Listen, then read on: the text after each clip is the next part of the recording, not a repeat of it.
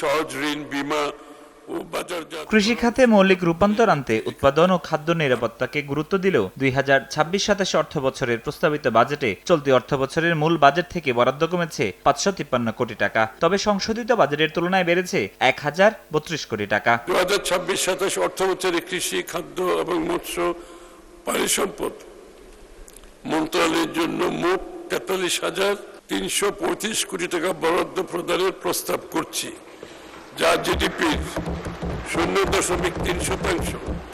বৃহস্পতিবার সংসদে প্রস্তাবিত বাজেট উত্থাপনকালে অর্থমন্ত্রী জানান, আগামী অর্থ বছরে 100 উপজেলায় 42,05,000 কৃষককে কৃষক কার্ড প্রদান করা হবে। এতে বরাদ্দ প্রস্তাব করা হয়েছে 1,062 কোটি 50 লাখ টাকা। এছাড়া সারে ভর্তুকি দেওয়ার পাশাপাশি কৃষিজ উৎপাদন বৃদ্ধির লক্ষ্যে যান্ত্রিকীকরণের প্রতিও জোর দিচ্ছে সরকার। আমাদের অনেক সময় শ্রমিকের অভাব থাকে, এজন্য কৃষিকে আরো সামনের দিকে এগিয়ে নিয়ে যাওয়ার জন্য যান্ত্রিকীকরণ প্রয়োজনীয়তা দেখা দিয়েছে।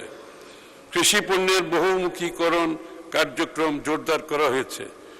পচনশীল খাদ্য পণ্যের জন্য কোল্ড স্টোরেজ ও কোল্ড চেইন ব্যবস্থা সম্প্রসারণ করা হচ্ছে। আপনি কি রিসেলার? হোলসেল প্রাইসে সেরা আইটি প্রোডাক্ট খুঁজছেন? এখনই চলে আসুন ইস্টার্ন আইটি হোলসেল ডিল জোনে। মৎস্য চাষীদের ঝুঁকি মোকাবেলায় দেশে প্রথমবারের মতো মৎস্য বীমা স্কিম চালু এবং বাণিজ্যিক মৎস্য খামার যান্ত্রিকীকরণের পরিকল্পনার কথাও জানান অর্থমন্ত্রী। প্রকৃত মৎস্যজীবী ও কৃষকদের সুরক্ষায় জলাতার এই নীতির ভিত্তিতে জলমহল, উপকূলীয় খাল, হাওরগুলো স্থানীয় মৎস্যজীবী দরিদ্র